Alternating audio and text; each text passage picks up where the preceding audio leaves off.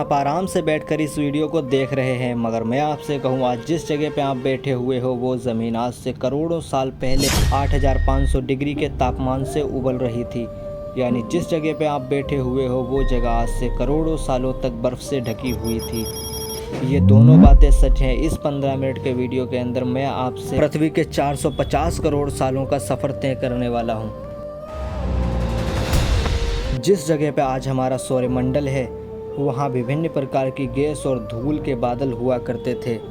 वैज्ञानिकों के मुताबिक इन धूल के बादलों से दूर एक तारा हुआ करता था। वक्त के साथ साथ उस तारे की ऊर्जा कम होने लगी, जिसके कारण उस तारे के अंदर एक विशाल विस्फोट हुआ।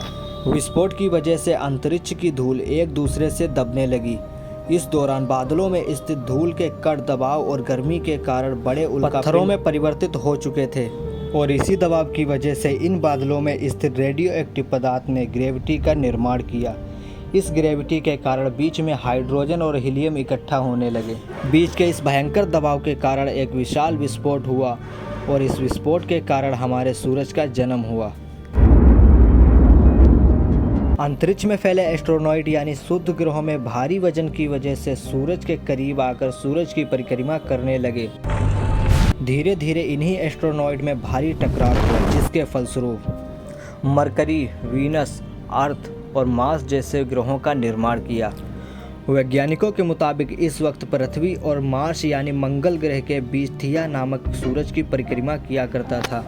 पृथ्वी पे ग्रेविटी होने की वजह से सूरज की परिक्रमा करने वाले एस्ट्रोनॉइड अब पृथ्वी की परिक्रमा करने लगे और धीरे धीरे करोड़ों सालों तक पृथ्वी पर गिरते रहे। और ऐसी ही घटना हमारे पड़ोसी ग्रह थिया पर हो रही थी, जिसके कारण थिया पृथ्वी के और करीब आने लगा और आकर पृथ्वी से टकरा गया। इस भयंकर टकराव की वजह से पृथ्वी के हिस्से कणों के रूप में अंतरिक्ष में फैल गए और एक रिंग की तरह पृथ्वी की परिक्रमा करने लगे। इन्हीं परिक्रमा करते हुए कणों में टकराव होने लगा, जिसके कारण हमारे चांद का निर्माण हुआ। उस वक्त पृथ्वी पर एक ही समुद्र हुआ करता था और वो था 1900 डिग्री सेल्सियस के तापमान से उबलते हुए लावे का। उबल रही थी वो सारी चीज़ें जिन्हें आज आप अलग अलग नाम से जानते हो।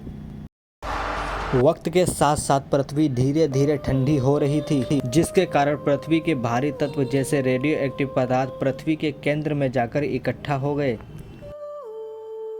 और हल्के पदार्थ पृथ्वी की सतह पर आ गए। लाखों सालों तक पृथ्वी पे उल्कापिंडों की बरसात होती रही और इन गिरते हुए उल्कापिंडों में जमा था नमक और मिनरल्स और पानी।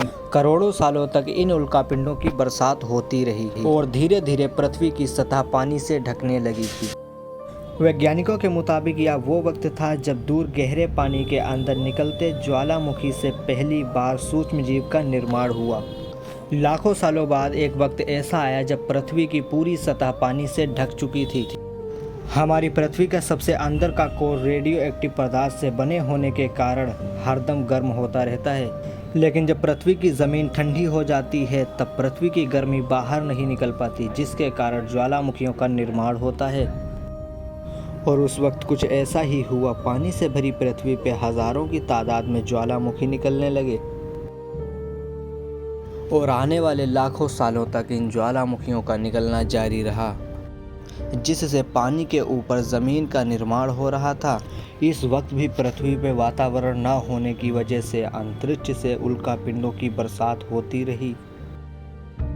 आज से पहले 300 करोड़ साल पहले पृथ्वी पर एक ऐसा वक्त आया जब पृथ्वी पे वातावरण स्थिर होने लगा और पृथ्वी का एक दिन 12 घंटे का हुआ करता था। साल बीतते गए और धीरे धीरे ये सूक्ष्मजीव विकसित होते गए और हर समूह में रहने लगे। आज से 250 करोड़ साल पहले एक ऐसे जीवों का निर्माण हुआ जो कि जीने के लिए पानी के अंदर के मिनरल्स यानी खनिज पदार्थ और धातु का इस्तेमाल करते थे और मल के रूप में ऑक्सीजन बाहर निकालते थे। इस वक्त पृथ्वी पे ज्वालामुखी निकलने बंद हो चुके थे और इन माइक्रो बैक्टीरिया की वजह से वातावरण में ऑक्सीजन की मात्रा बढ़ रही थी। अगर आपको पूरी वीडियो देखना है पृथ्वी का जन्म कैसे हुआ तो पार्ट 2 के लिए वीडियो में कमेंट करिए।